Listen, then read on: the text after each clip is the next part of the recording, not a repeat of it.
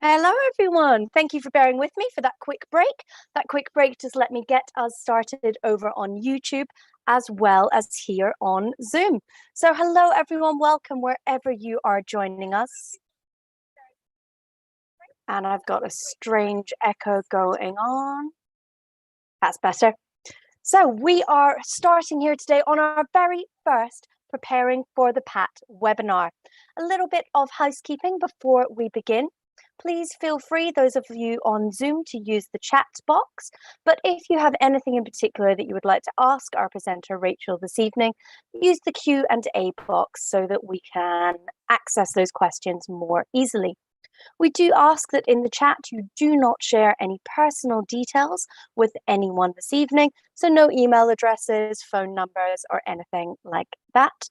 We also ask that you obey by our code of conduct, which was emailed to you prior to the meeting. This meeting will be recorded today. As you know, it's being live streamed on YouTube and will be made available to you afterwards. Therefore, there is no need for you to record our meeting today.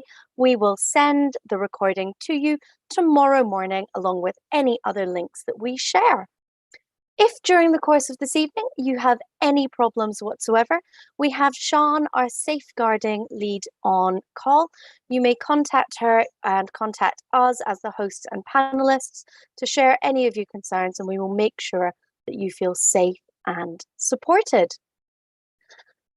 Now that we've done housekeeping, I will introduce you to our proper course. So today we are starting our very first study focus session, and we are going to be joined by the lovely Rachel Martins. I'm going to ask Rachel to turn her camera on and introduce herself, and we will get started. Thank you very much, everyone. Hi, I'm Rachel and I'm a physics teacher and head of science in London. I've run this session a few times and we're going to be looking at a specific area of focus. So hold on a moment and I'll share my presentation. So the focus of this area today is how to turn words into maths. So hopefully you can all see that. And we are looking at how to turn words into maths today. As Kat said, if you have a question for me or for us, whether it's a question about what we're doing in the session today, or it's a question maybe about the PAT as well, but there will usually be separate sessions on that later on. You can ask that in the Q&A. If you want to type any answers as you go along, I can't assess all of them, but if that is a way you like to get some feedback or be involved with the session, you can put any answers to questions in the chat bar. Okay, I can't give everyone feedback, but it is helpful to see, and that's if you're on Zoom. Otherwise, we'll get started now. So in Study Focus 1, we're focusing on how to turn words into maths. And there's some really important hints and tips when you're starting problem solving. It's the kind of thing, this is what you need to practice this summer. So the first tip is that at A level and for the PAT, you will need to decode questions. So turn them from English into physics. So you might have a lengthy question and you need to break that down. The second piece of advice is always ensure, just like your physics teachers will tell you, that you are working with clear layout and really clear working. So you can show your logic clearly to the examiners, and so that you can pick up marks along the way, even if you don't get the final answer correct. Don't rush to start the question. If you rush, you might miss important information. And underline any key information. If you go back and re-review the question, you can really underline key information in each question. You'll see I do that on some of my slides today. Next tip is in terms of turning the English into maths, make sure you turn your words into symbols. And it can also be really important to use subscripts. So for example, the speed of the car, you might use VC. The weight of the passenger might be WP, something that you've decided to use consistently throughout your working. If you see any phrase such as this, if X is twice Y, then we need to turn that into maths where we have X equals 2Y. Do bear in mind throughout the PAT questions or any problem solving question any conservation law, for example, momentum and energy. Can that help you solve the problem? And be careful, any question involving particles, we always know the charge of E. Okay, we always know that in physics. So an alpha particle's charge is 2E. We will look at a problem today where some units are equivalent. So if you know acceleration is in meters per second squared, we also know it's newtons per kilogram, and that comes from Newton's second law. So meters per second squared and newtons per kilogram, you've probably seen this at A level, are equivalent, but that can help us solve more complex problems or double check our working through dimensional analysis. And then projectiles and SUVAC questions, any sort of constant acceleration questions, there's actually a lot of unsaid information in the questions. So if something is dropped, it means the initial speed is 0 meters per second. So watch out, that's just one example, but those kinds of questions have a lot of unsaid information in the question. And then also watch out for any decoy data in the question. For example, you do not always need to use the maths to solve a problem in physics. So I'll go through a few questions today and give you a chance each time to start it yourself. Then I might do a few steps and let you carry on. If you're working faster than me, absolutely no problem. If you're working slower than me, absolutely no problem, because you can go back and re-review this video. And this is the start of your practice this summer to work on your problem solving skills. In terms of the PAT, do make sure you check the syllabus on the Oxford website. But today we're looking at sort of general problem solving skills, but make sure you're very clear on what the syllabus entails and what you need to know. For example, you're not provided with the data sheet, okay? Unlike in A-level physics. So first question, I'll give you a chance to read, and sometimes I'll turn my camera off at that moment, but read through the question, grab a piece of paper and make a start. There's a few reminders at the bottom, and we'll start with this question.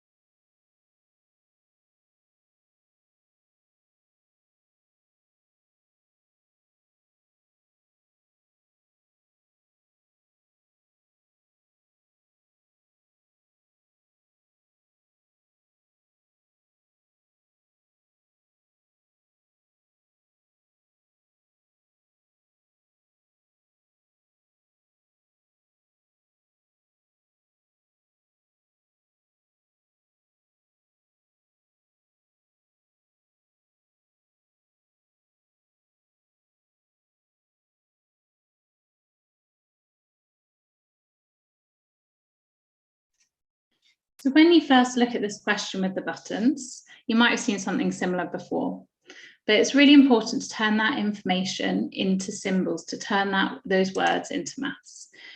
In terms of addressing the question, it's really important to underline key information. So this is a probability question, I can see here, and we can assume that we're only taking one button at a time and replacing it in the jar. So have a go at turning those 4 statements into symbols, turning those 4 statements, those words into symbols.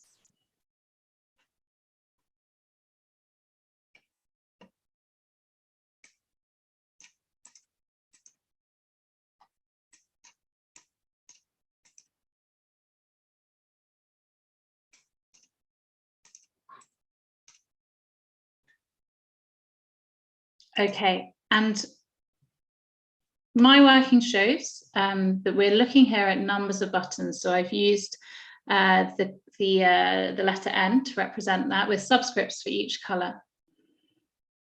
And we can see from the paragraph at the top, we know we've got twice as many yellow buttons as green. So that becomes statement 1 that you can see on my screen. Then we've got twice as many red as yellow, and that becomes statement 2. Then we've got twice as many blue as red, and that becomes statement 3.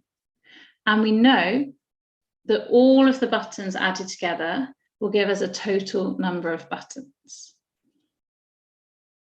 So the next step, there's multiple ways to approach this question, just like there is in every problem we look at today. I'm just showing you one route. Is that you can either solve these simultaneously, which some people might have done already, or you can make an assumption, whichever you prefer. That would be the two routes that I would take.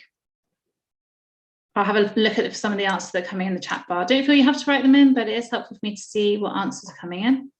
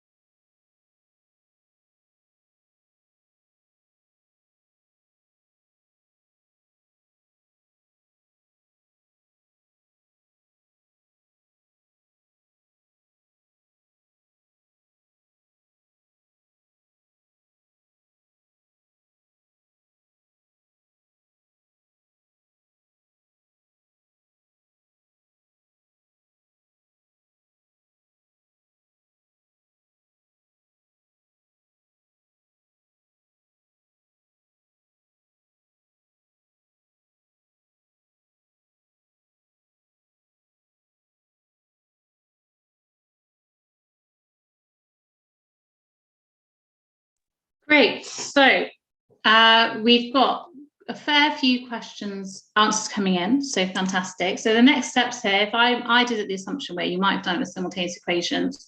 So using my assumption that I have one green button, I have to have at least one green button, and that's the least number of buttons I must have in the jar. We then have, that therefore means using the equations 1 to 3, we have two yellow buttons, 2 red buttons, and 4 red buttons and 8 blue buttons. So then finding the probabilities, we now know that we add all those buttons together to get our total number of buttons. So we have 15 buttons if I've assumed to put one green button, and that brings us to having a probability of getting a blue button out the packet as being 8 over 15. Probability of red is 4 over 15. And I saw lots of those correct answers coming in if you're on Zoom, okay? You can actually test and check that if you make any assumption for how many green buttons. And that's just a reminder that in problem solving questions, if you become a little bit stuck, maybe make an assumption. Maybe make an assumption to help you take a next step. As long as you're consistent with using that assumption, it will help you progress through the question. Okay, so I'll give another 10 seconds or so, and I'll pop the next question up.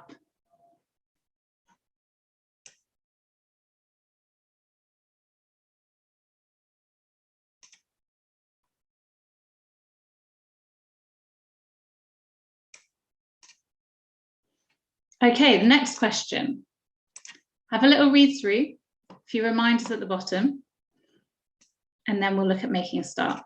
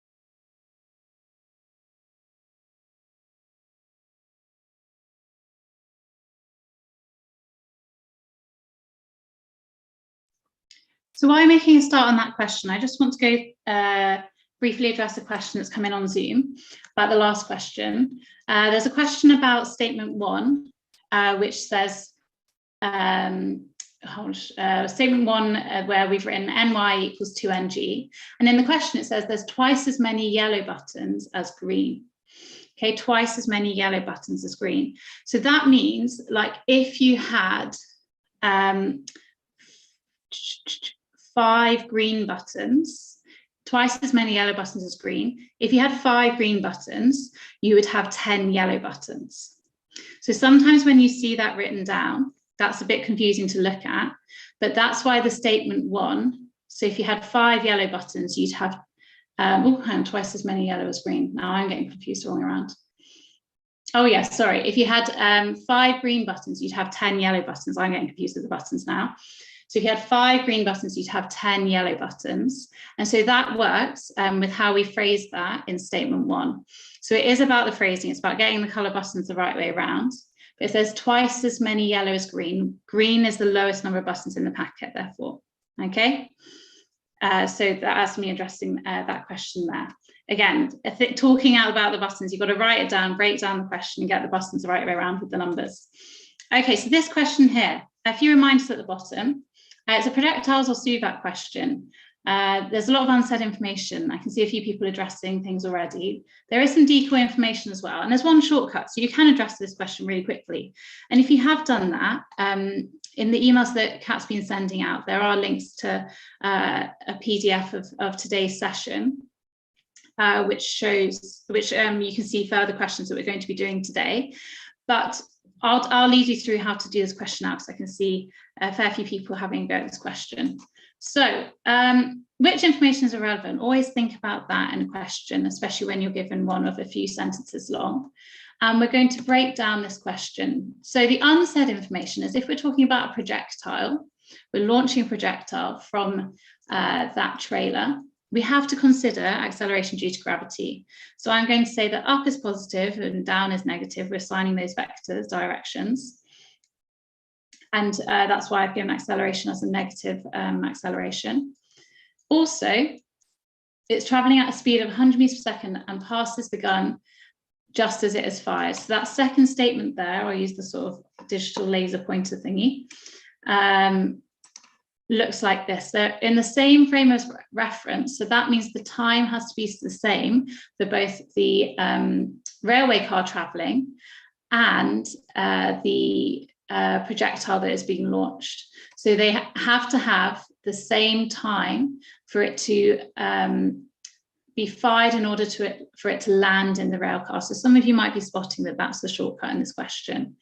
And assuming that they're at the same level, that means that when the projectile lands, there's actually no final vertical displacement. So it lands exactly back at the same vertical height that it left at. So some of you might have taken the shortcut there, but I'll go through a few steps, because you can always just start from your first principles. The mass is given in this question, but it's not actually required to solve this SUVAC. So sometimes there'll be information you don't use. And always start with a diagram if you're unsure. Okay, so do sketch out that projectile being fired from the railway car, the initial horizontal velocity being 100 meters per second, and we are trying to find that angle between the projectile is fired at compared to the horizontal. So if you weren't sure where to start, you can break down your SUVAC if this is the way you've been taught it at school. It's the way I teach it. We're looking at constant acceleration here, vertically, and we aren't so worried about the vertical motion because it ends at exactly the same height that it left at. So we're ignoring any vertical y components. So we're just going to think about the x frame of motion, and we've got the car moving sideways, and we've got the projectile with an x component as well. So if I break down my initial information, I don't know, maybe you're spotting the shortcut, but I don't know the displacement of the car by the end or the displacement of the projectile horizontally. But I do know the initial and final velocity of the car because there's no acceleration. And I do know the initial velocity of the rocket. And so that has to be equivalent horizontally to the final velocity of the, sorry, not rocket, projectile. the acceleration must be 0 horizontally for both, and the time is the same for both, because for the projectile to land back in the railway car, it has to have exactly the same time between those two motions. So to land in the car, those displacements must match, and that is a shorter way of thinking about it. So that therefore means, given we've got no acceleration, so even if you had identified that you needed to use ut plus half at squared, acceleration is just 0. So really the displacement for both the car and the projectile horizontally is just ut for each of those terms. So we end up equating 100 being equal to 200 cosine theta, and you can break that down to getting an angle of 60 degrees. Okay. I think I've got a note on the I'll address something about the shortcut in a second, but here's the next question. Now, this is quite a lengthy one, so give it a good read through, and remember your first task is to turn words into symbols. Okay, this is going to be a lengthier problem-solving question. We've done a few warm-ups, a bit more like A-level, but this is a more challenging question. Yeah, and well done. A great point from Kat. You're welcome to message just the hosts. If you don't want everyone to see answers, that's no problem at all. And also, if you want to just be doing the working at home, that's also fine. But you can just send a message to us. It's just good to see the answer coming in. And I can also sometimes spot if I need to correct, but I won't use your name. I'll just explain as well. Okay. I just saw a question in the chat about the last question. I know you're looking at this one, but there's no acceleration horizontally in the last question because I'm just trying to clarify how exactly, you know. I think unless otherwise stated, that's an assumption you can make. So the question states about the car moving at 100 meters per second, and that's moving horizontally along a track. And then you can make the assumption that there is 0 acceleration. Same for, and then that's definitely true for the projectile. And in both cases, it's because there's no frictional forces, no drag. Okay, there's no forces acting horizontally, as someone's just put it. Exactly, well done. Okay, but good, thanks for asking the question, well done. I'll let you read through his question because we're going to need to break it down.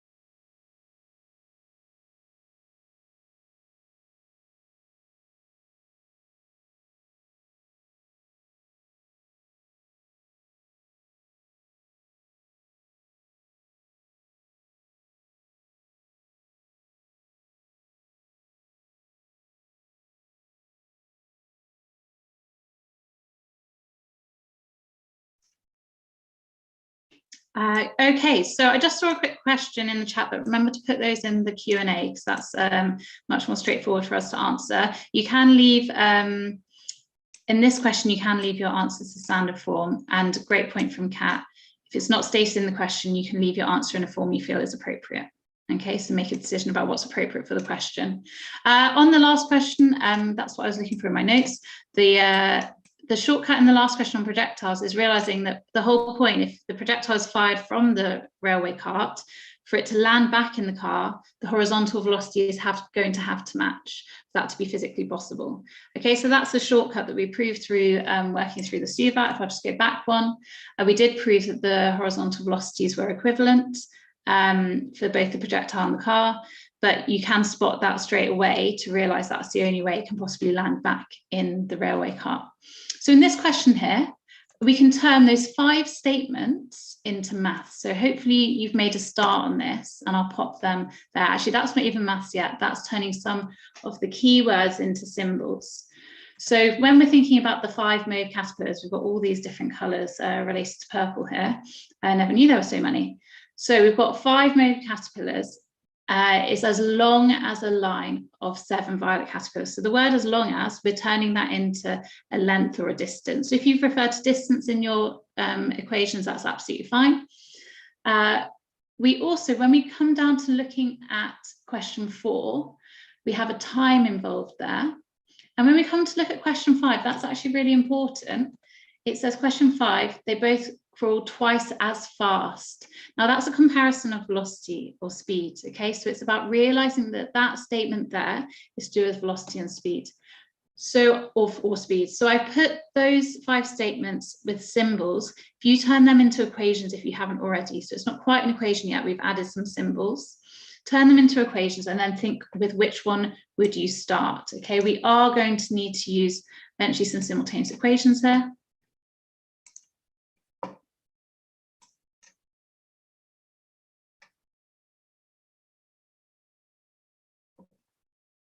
And just a reminder, even if someone comes in with an answer earlier than you do, keep working through the problem solving, okay? Everyone's working at their own pace. We haven't quite got an answer yet, okay? So just take it back a step if you think you've got the correct answer so far, and just double check what you've done so far. Okay, the final question, it's always important when you're problem solving.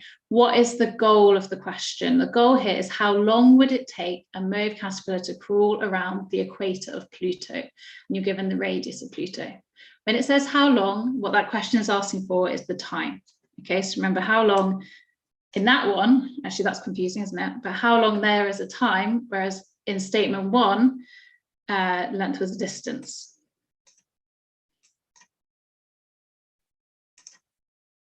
And if I just show you the original question one more time, so those are the statements, the 5 statements that I've turned into maths.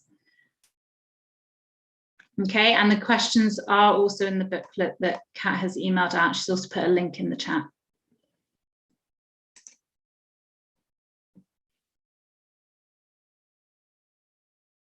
Cool, we've had one correct answer, but a mixture of incorrect ones, and I'm not going to tell you which one it is, okay?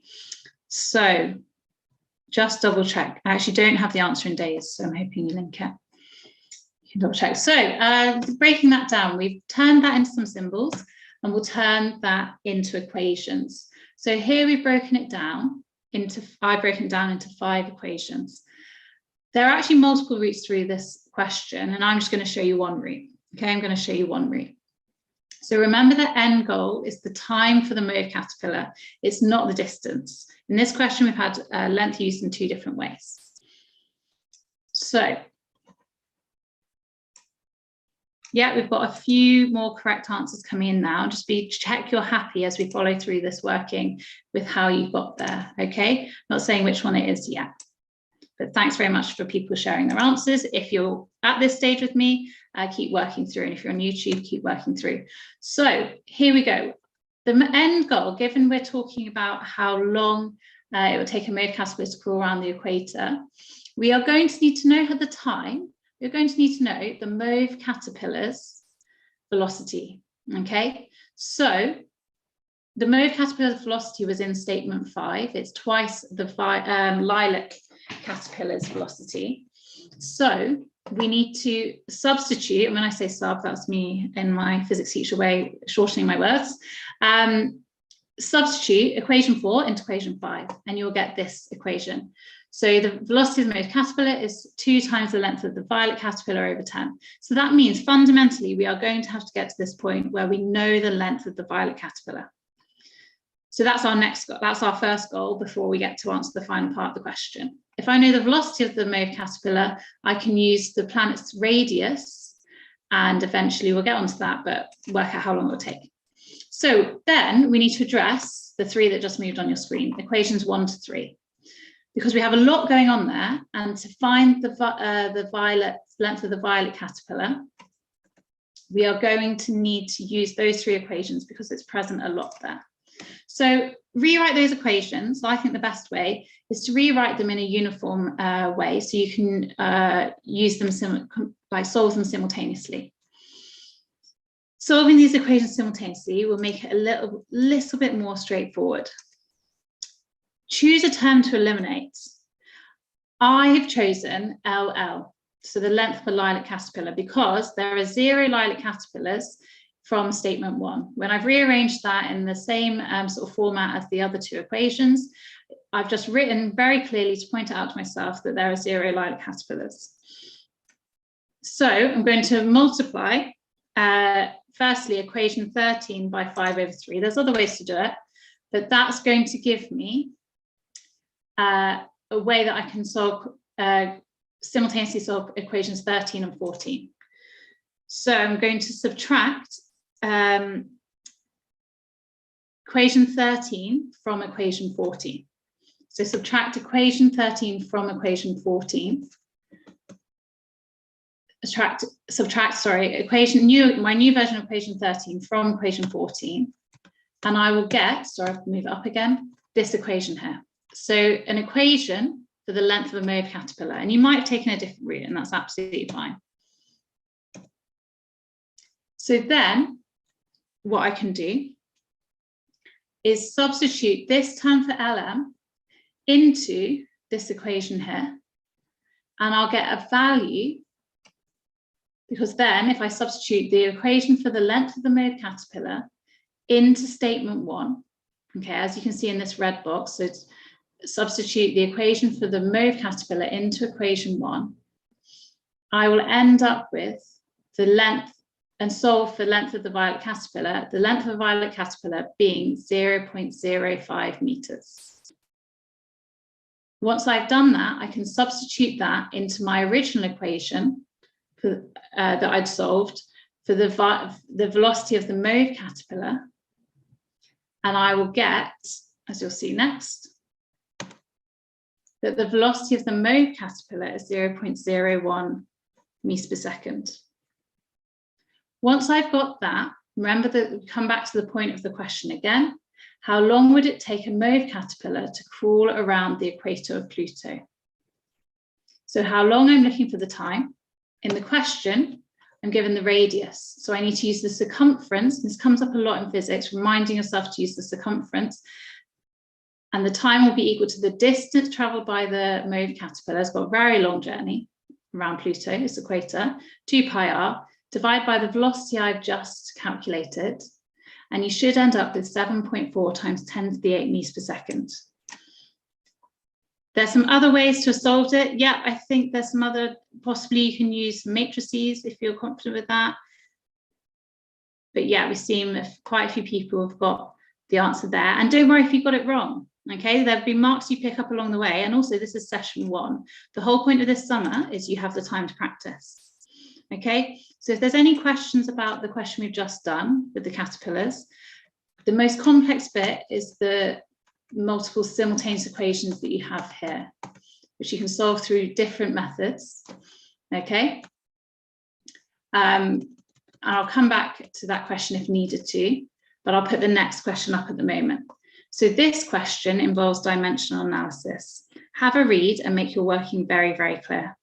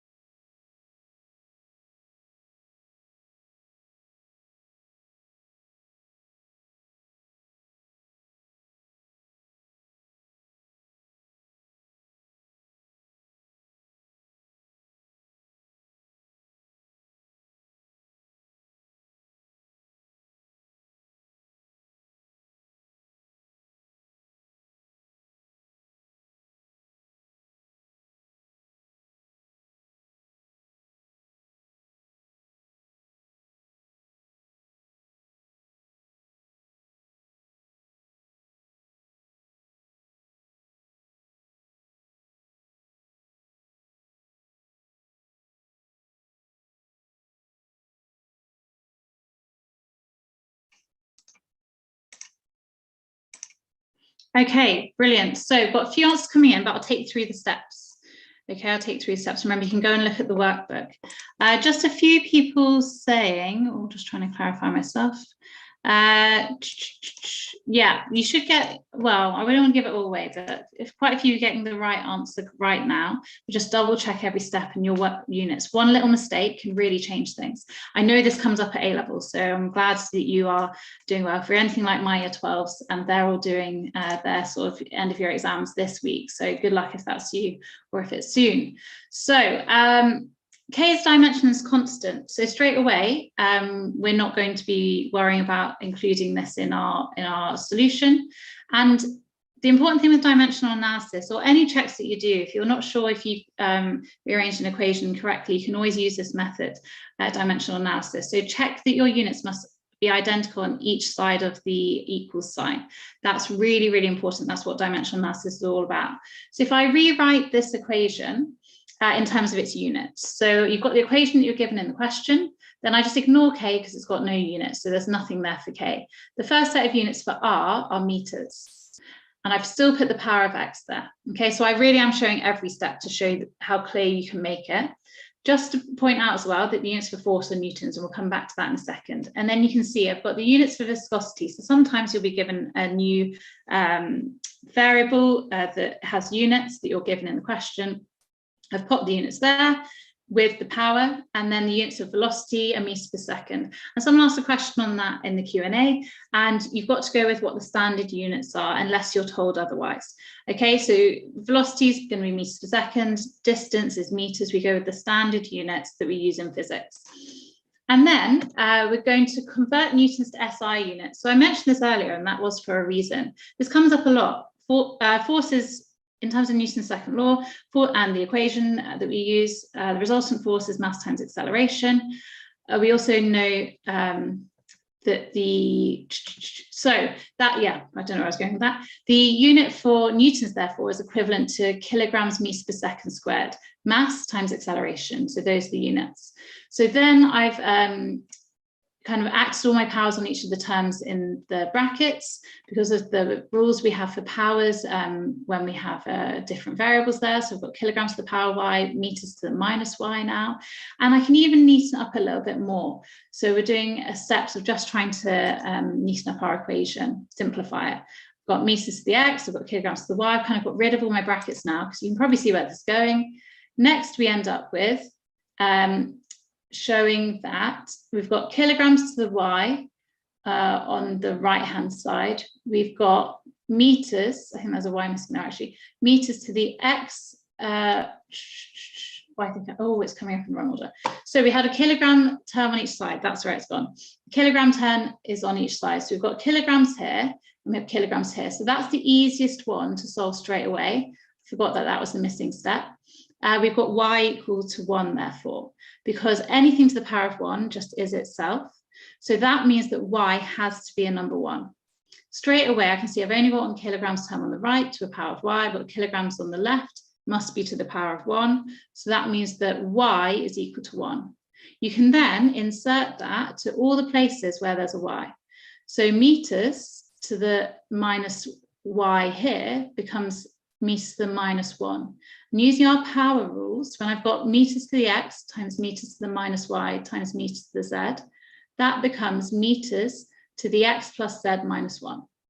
Seconds becomes to the power of minus z minus 1. So I'm using that y, I'm using all my rules for powers that I learn in physics and maths to combine those powers. I then look at the next step, and I know from that I've got meters here to the power of 1 because there's nothing written. I've got meters here to the power of x plus z minus 1. So that means we've got meters with a 1 being equal to x plus z minus 1. And that also means my seconds on the left-hand side has a power of minus 2. On the right-hand side has a power of minus z minus 1. So this one I can solve straight away. As lots of you pointed out, seconds, the seconds term with the power of z means that z equals 1. And then very quickly, I can also prove by using this equation where my pointer is on the screen, I can prove that meters I can insert z equals 1 there. And so x also equals 1. So to work out the values of x, y, and z, coincidentally or not coincidentally, because it is dimensional analysis, they are all 1 in this equation, okay? But we've proven that step by step. They wouldn't always all be 1, okay? So actually, the equation for force in this case is shown here. So if you rewrote that equation, there wouldn't be no powers, well, the powers are just 1 on each of those variables.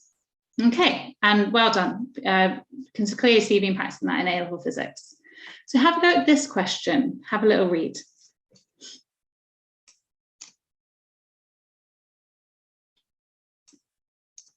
Yeah, a few people might have taken other routes than that last question. As long as you're consistent with your working, that would be absolutely fine.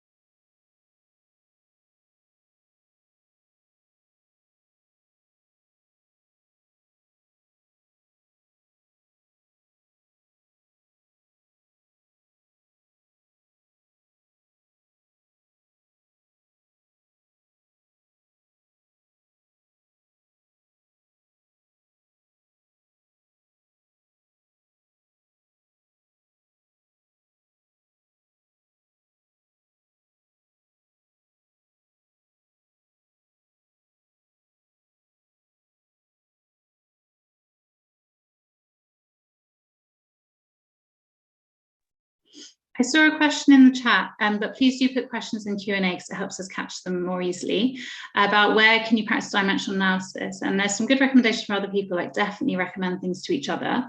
But also, like if you're watching on YouTube, I'd also really recommend Isaac Physics. Really fantastic practice there, and also resources to help you learn more about dimensional analysis, and also lots of areas of problem solving and practice that you can do in terms of supporting your A-level physics and beyond. Okay, so lots of people are saying Earth. Hopefully you've got some mathematical proof of that, because that's the point, okay? So really thinking this question actually about approaching it through something that you'll be doing on the practical side of your course in A-level physics, or the courses you're studying, and thinking about percentage error. So really think about percentage error when approaching this question, and make sure you're really careful. It's something that trips students up a lot, to convert between millimeters, centimeters, meters, and kilometers, because there's a lot of different units in this question. And if in doubt, it's best to take it back to the standard units of meters and be consistent throughout, okay? The first thing to think about is thinking about the Earth. We have Mount Everest with the height of Mount Everest there, and we can think about what fraction of the Earth's radius is Mount Everest. The Mount Everest's height is in the 8,000s of meters, and as a fraction, or actually turning it into a percentage by the end here, that is 0.13%, well, 14% if I round it, of the Earth's radius. Now, thinking about the uncertainty on the diameter of the snooker ball, and it's fine to work in diameter at this point, but the snooker ball, that same that diameter, the uncertainty is given in the question, and that uncertainty is a bit like having a Mount Everest scaled down to being on the side of the snooker ball. So on the snooker ball, when you divide, when you have the uncertainty of the diameter of the snooker ball divided by its diameter, that's a percentage of 0.245%. So it's fine that we're comparing the uncertainty of the diameter with the diameter compared to Mount Everest's height compared to the radius, because Mount Everest is really adding to that radius of the Earth at that point. And the really interesting thing is that actually, and lots of you got the conclusion, and hopefully your maths backed it up, that actually, after all that, the Earth is technically smoother, therefore. It's a bit of a weird question, that one, but I like that one, because we all think we know what a snooker ball looks like compared to the surface of the Earth, but mathematically there, the Earth is actually smoother because it has a smaller percentage uncertainty in terms of its radius. If Mount Everest is the biggest change in radius of the Earth, then that's still much smaller than the percentage uncertainty on the diameter of the snooker ball. So actually the Earth has a smoother surface. Amazing, isn't it? Really gives us a sense of scale. If you actually scaled it up, if you're interested, if we took the tolerance of the snooker ball and extrapolated it to the size of the Earth, we'd actually end up with we'd need a mountain basically that was 15,000 meters high, or nearly 16,000 meters.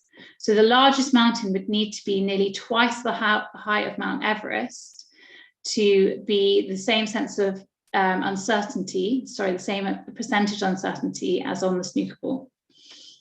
Okay, so quite an interesting one there that gets us thinking. I'll put the next question up. Have a little read through of that.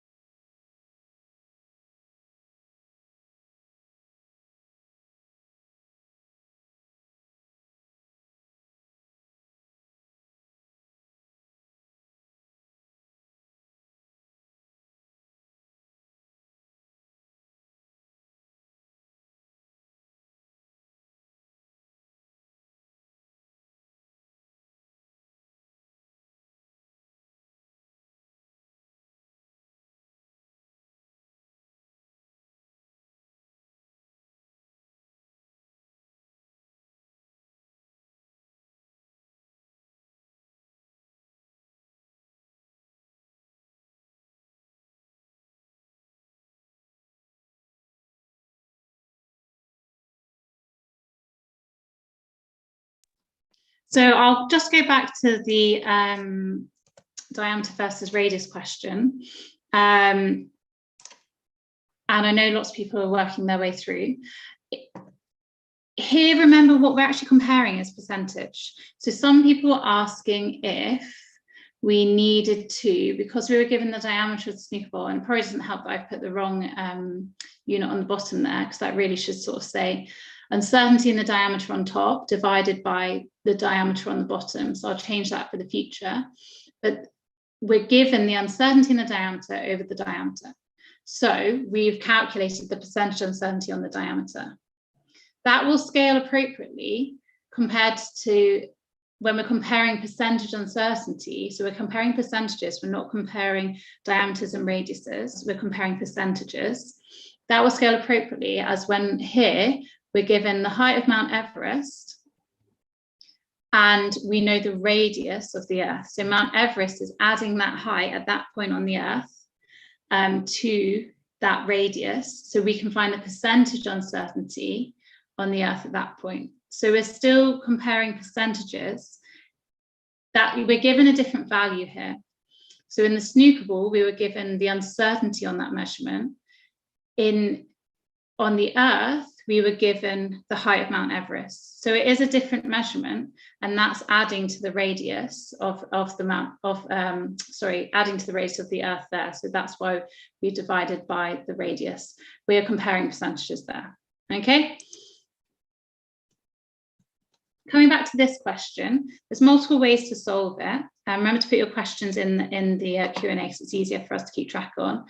And it'd be interesting to see the different routes people have taken. And just be really careful, there's 2 factors of 2 in the question. There's twice as many atoms of A than B. So remember, if I turn those words into maths, I've got NA equals twice NB. And the half-life of B is twice that of A.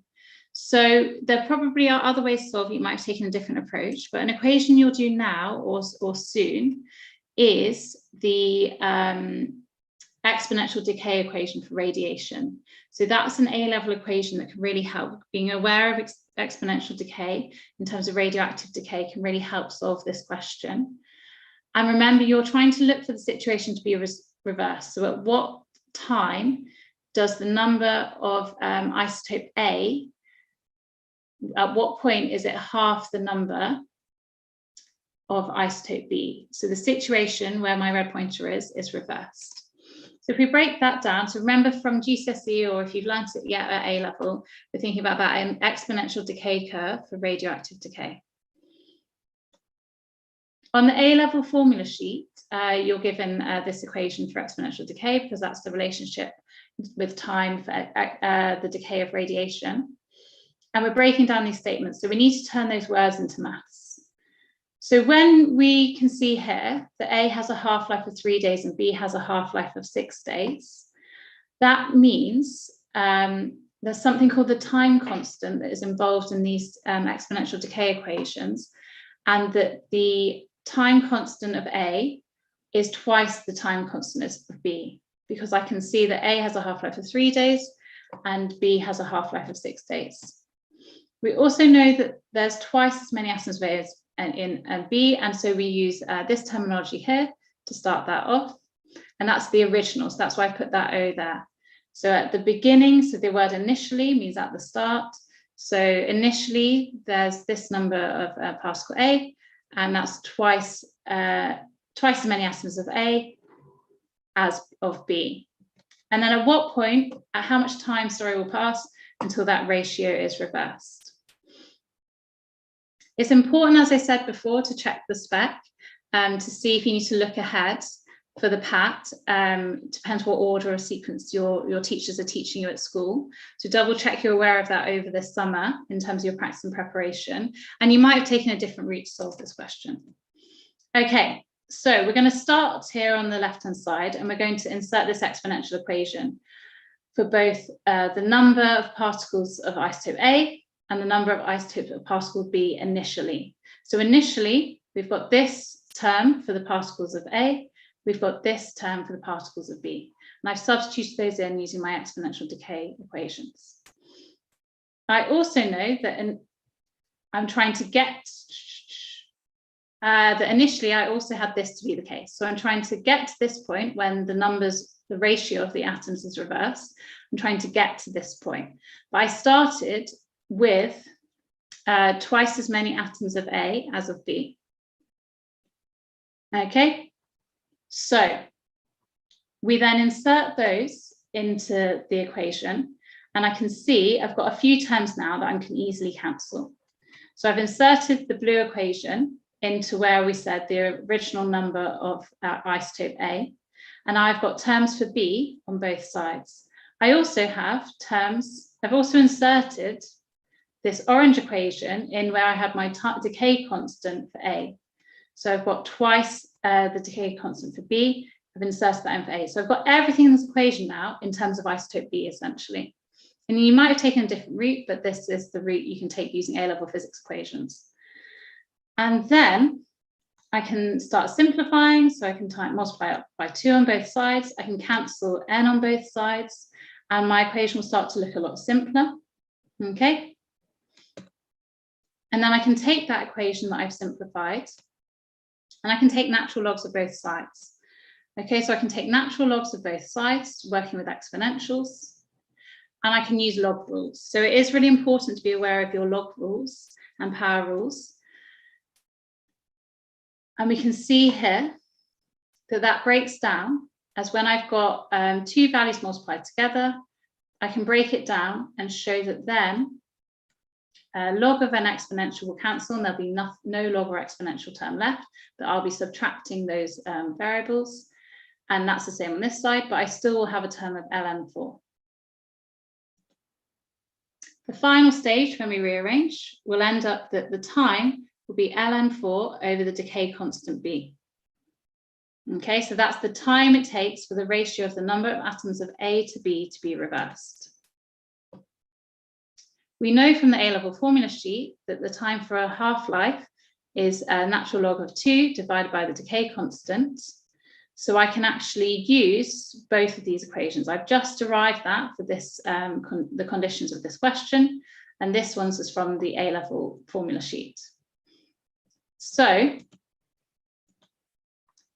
I can substitute in, if I change the subject to make the decay constant, the general equation for decay constant, the subject, I can substitute that in, and I end up with this equation, because I've divided by a fraction. And then you can use log rules again, or a calculator at this point. We know that the half-life of isotope B is 6 days, and we end up with 4.16 days. Okay. So I think some people have maybe only been thinking about the halving nature of half-life. It's really important to think that this is exponential decay. So you can find the ratio after each half-life as well. And you might have done this in ratios and done it in multiple steps. I was showing a method there using exponential decay equations. Okay. So we'll pause there. I'll leave that on the screen. For now, that's my final question. My main tips, again, were you need to decode questions from English into maths, really clear layout and working. Do not rush to start the question, and make sure you're underlining your key information. Okay? A great point from Kat there. Because it's exponential decay, you really need to be careful with making sure you calculate after every decay. So really thinking carefully about these equations, like this is really the kind of most thorough way to solve this. Okay. So, Cass, I think you wanted to maybe answer a few questions. Yeah, thank you so much, Rachel. That's been an amazing sort of quick problem solving session, which has been great. So I am going to come on and talk a little bit more about the paths in general, because I know we've had lots of questions coming through for that, but I wanted to get stuck in before I did the boring stuff. What would be great though, Rachel, is I was just wondering if you could tackle a couple of the Q&A sessions before we move on, just because we've had a question from somebody about using units instead of dimensions, which I think is a really important one for us to tackle because that's such a key part of dimensional analysis. And I think we've had somebody asking, how do we know it's exponential in this? And a second question, I think we covered this earlier, but about that problem with the smoothness question where we had radius for one quantity and diameter for another. So if you could take those 3 questions I've thrown at you, Rachel, and then I'll do a bit more of a general paths chat. Great. Yeah, I saw the question on dimensional analysis and definitely forgot about that one. So remember that I think it's really important when you're problem solving to think about the fact that dimensions are a unit and they could be measured with, dimensions are symbols. So we use mass, M for mass, we use L for length, but they are symbols and they could have any sort of unit. So it's really, really important that you're very consistent with checking that you're using standard units, or you're checking what units or prefixes are given in a question. So when you're doing problem solving, 99% of the time, you're going to need to take this back to sort of the SI units or the standard units that you use in physics problem solving, because that's the only time, like for example, with F equals ma, that's the only time that Newton's is not equal to mass, well, Newton's is equal to mass times acceleration, but Newton's is not equals to grams times meters per second squared. They're not the same thing, they're not equivalent. Newton's is equivalent to kilograms meters per second squared, where the units have to be very, very specific and standard. So if you just use the symbols like M, L, and T. That question was simpler than it could have been, but you could have been given maybe some units with a prefix or something a bit more confusing. I think it's important to just double check exactly what units you're given in the question. It may still work, I'm just trying to think it through, but just be really, really careful. I think I'd always encourage my students to just double check what you're given in the question, and double check that you're bringing it back to sort of the SI units. Again, with the mounting question, it's because the mounting was kind of in addition to the radius. Oh yeah, maybe it still does work, so I haven't taken that approach with it, but I think just worth double checking on your units. With the mounting question, the mounting is in addition to the, is adding to the radius, so it's adding to that additional height there. Still in terms of the census scale, I think even if you included, I haven't done the maths, but maybe that's worth comparing. If you did the mountain as a percentage of uncertainty on the diameter of the Earth, that should still be that the Earth is definitely smoother than the snooker ball.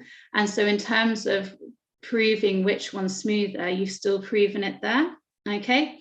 So that's really important. Like, we were looking at comparing percentages. We weren't looking at comparing a diameter with a radius. We're looking at how that deviation in the surface affects the percentage change in that surface, okay? There was a question about exponential decay.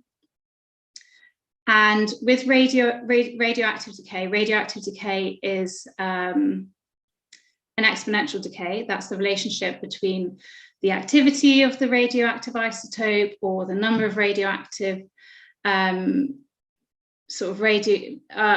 particles over time, or the number of unstable nuclei over time. And so that relationship is an exponential decay, which means every time you for example, half the number of radioactive nuclei, you will have the same time, it will take the same time every time you half those. But it would also take the same time every time you move to a third of those. So the relationship is an exponential decay. You have that relationship that for every time you either half or quarter it, you'll get that same time difference in that process, okay? So it's really important to be aware of that relationship in terms of solving radioactive decay, because it really helps you to really mathematically pinpoint exactly that time there.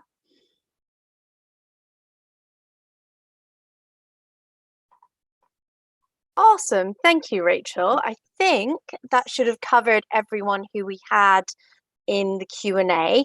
But if you do have a couple more, even after we've shared everything with you, do let us know.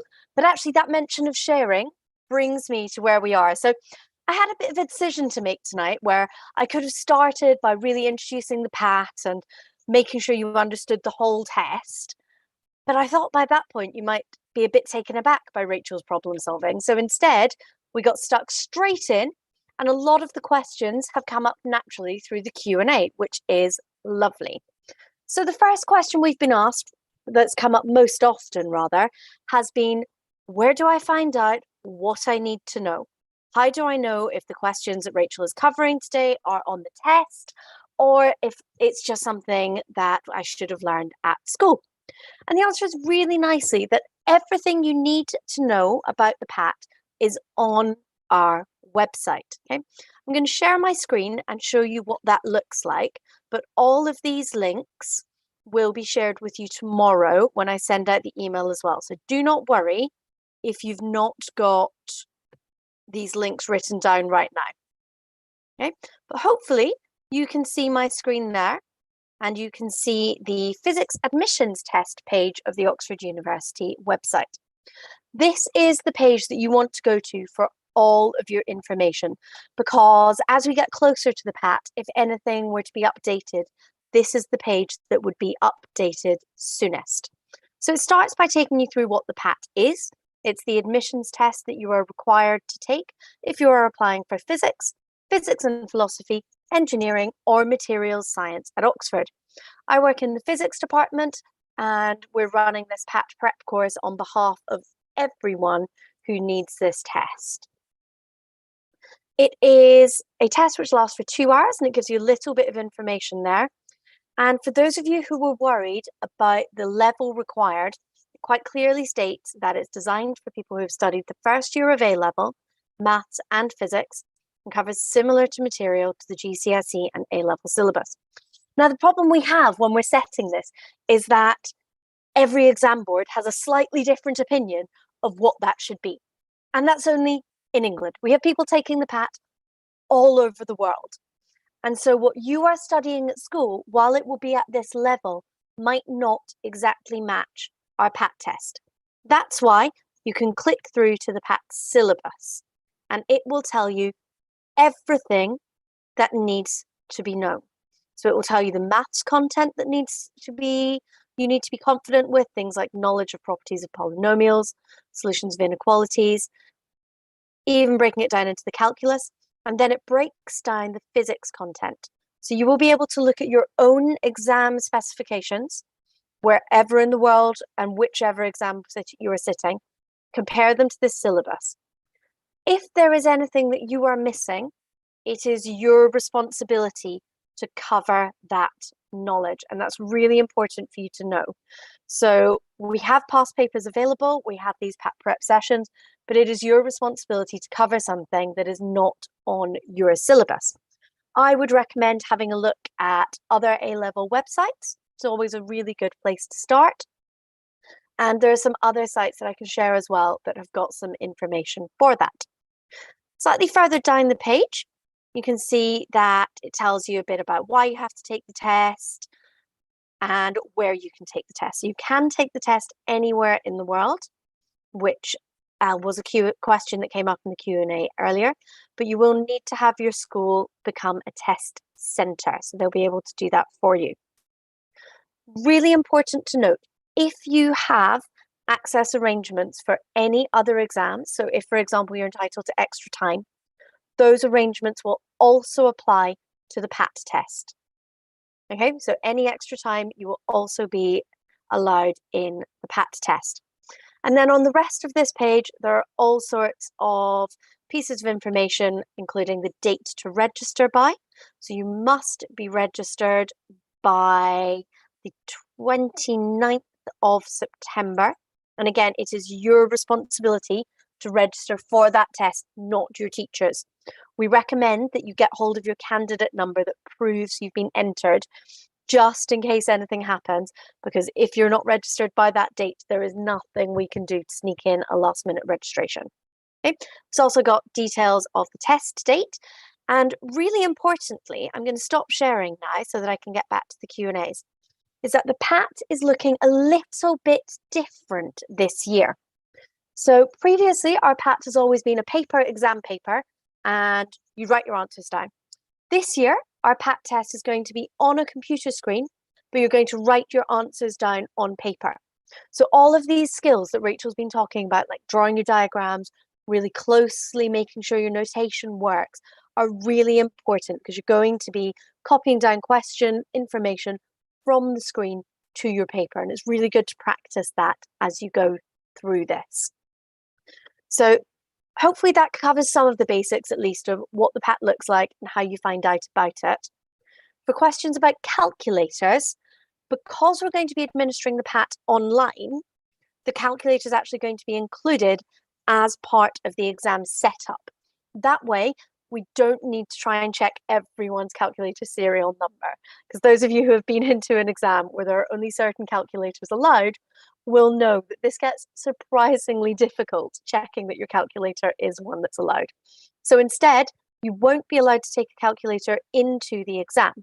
You'll be allowed to use the on-screen calculator, which comes with the PAT. Right, let me open up the Q&A and have a look. So we've got a few questions. Rachel said she is going to come back on just to tackle the end of that question because a few people are a little bit concerned. So if one of your questions is about that, don't worry, we'll get back to that. And then we've got a few questions. People saying they can't see anything on the syllabus about exponential decay. So the thing about the syllabus is that it's not going to list every single thing. If we say that you need to be aware of maths for these kind of problems, then you have to be able to extend that knowledge. This is where practice and coming along to all these sessions really comes in. So there are past papers, I think at least 15 years worth of past papers on the website. You'll be able to look through those. Rachel's amazing caterpillar problem that she started with, there are loads of those. You'll be able to flick through them and see one from every single year, tackle them and see how you go. There are also sets of videos that go out during the summer of myself and the access officer for the materials science course, taking it in turns to write solutions for you.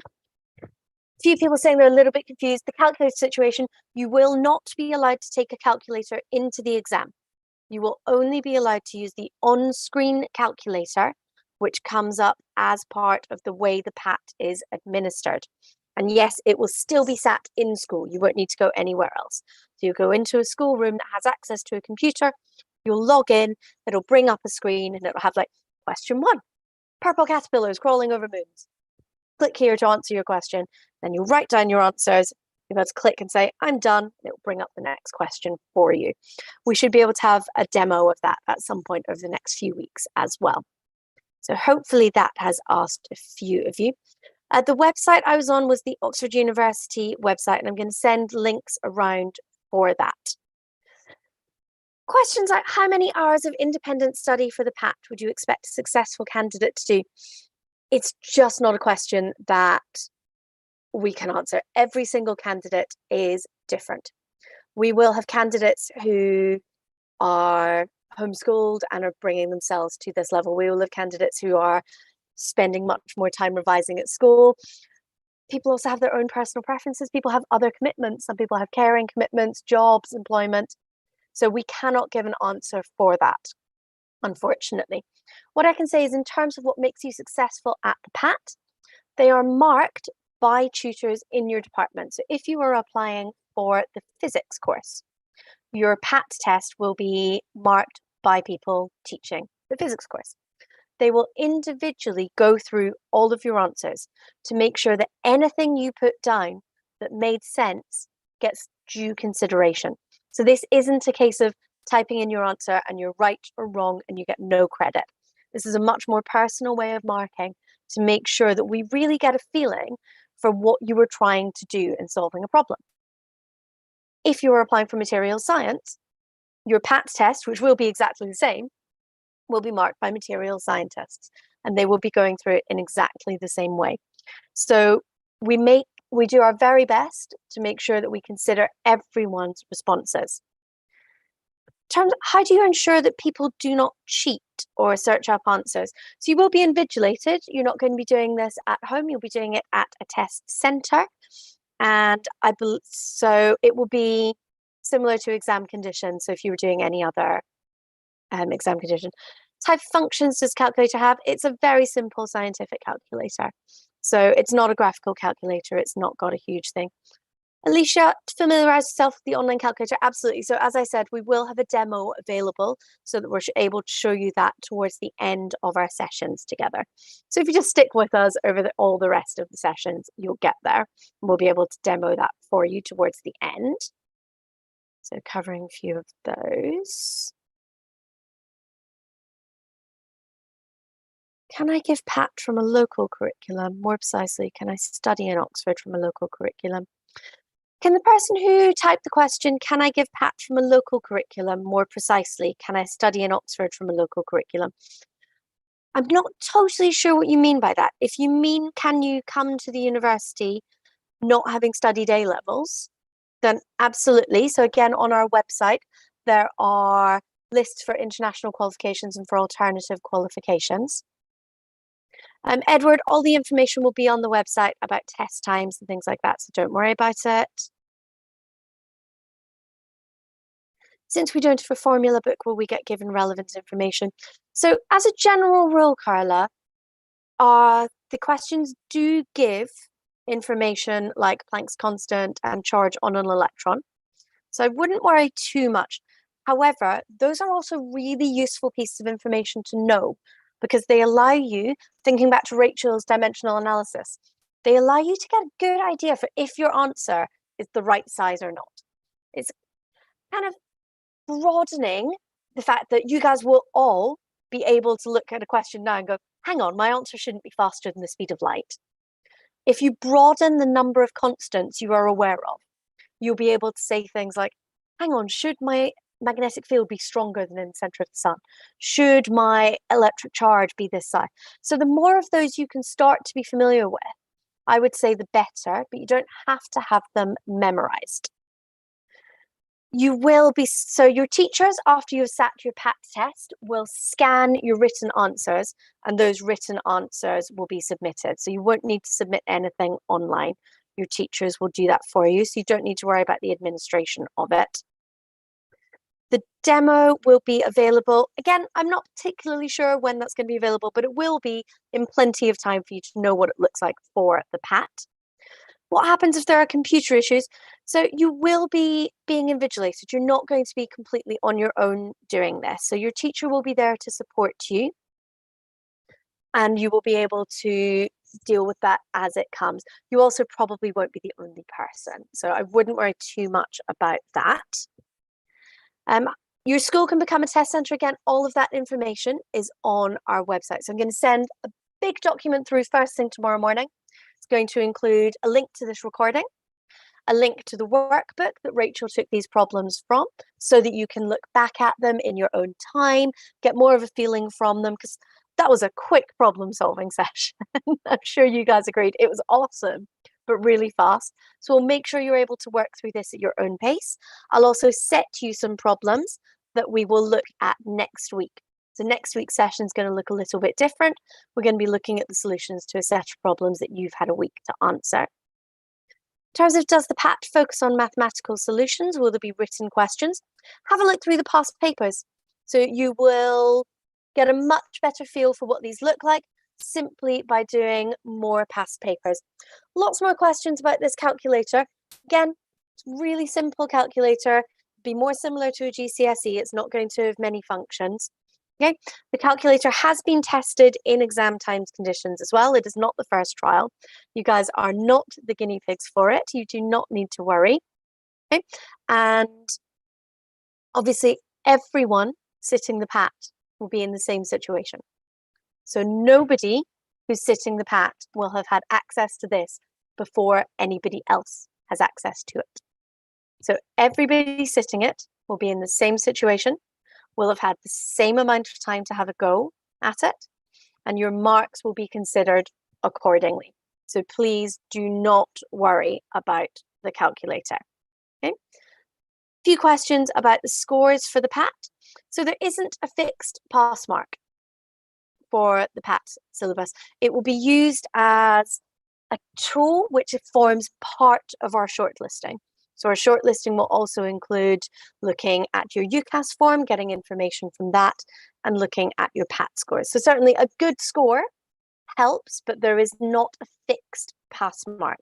So every year our range of PAT scores vary from about 4% up to about 97%. Very occasionally they go higher, but it's a huge wide range of scores and there is not a fixed below or above. You will definitely be invited to interview. Okay, syllabus specific questions, you can have a look on that. Oh, interesting question. Can you get into Oxford if you pass the PAT but haven't studied physics at high school? Technically, yes. So we do have recommendations of exams that we would be basing our offers on, but there are exceptions to the rule. And if you were able to teach yourself physics and pass the PAT and get invited to interview, it's certainly possible. I would suggest it's very, very difficult, but it's not impossible. Again, what percentage roughly do we need? There's not a fixed percentage. So as I was just saying, it's all based on looking more generally. A few things about what we need to memorize. So you will need to have a good knowledge of some equations. So again, I'd recommend the more of these you can learn, the better, because it gives you a better fluency and a better ability to work quickly. So you'll be okay with that. We've still got lots of questions. However, I'm going to stop and hand back to Rachel so that she can deal with that question. What I will say, just to emphasize again, tomorrow I'm going to send out a document with all these links to things like our PAT syllabus, everywhere you can go. And also, we're back often over the course of the next couple of months. So don't feel that if your question wasn't answered today, you never have another chance to answer it. You can chat to us again next week. Rachel, back to you.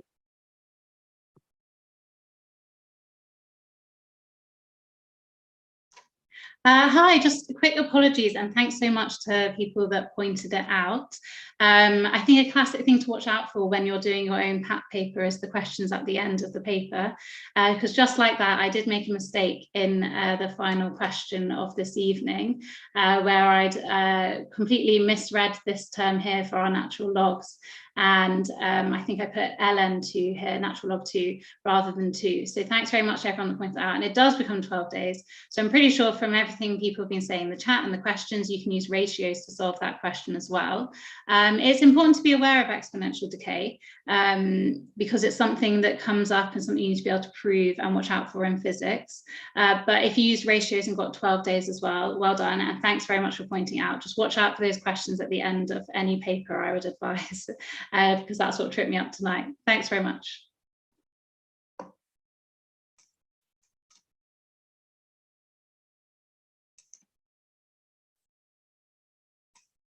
Turn my video back on. I am going to wind up for this evening. Rachel, thank you so much for our whistle-stop problem-solving session. We will see you back, but not until September, I believe. Is that correct? Yep, see you in September. So that will be a slightly different session on a very specific topic that is often forgotten about when we're revising and practicing physics. But do all the practice resources this summer, and you can improve and practice your problem solving over time. That's the really important thing. Lovely. Thank you, Rachel. So next week, we will be back with 2 of our current undergraduate students from Oxford, and they will take you through a set of problem-solving solutions. I'm going to stay online now, but with my video stopped and the live feed on YouTube stopped, and just answer some of these Q&As still coming up. But everybody, thank you so much for coming along. I hope you've enjoyed it, and over the next couple of weeks, I hope we'll answer even more of your questions. Thank you very much.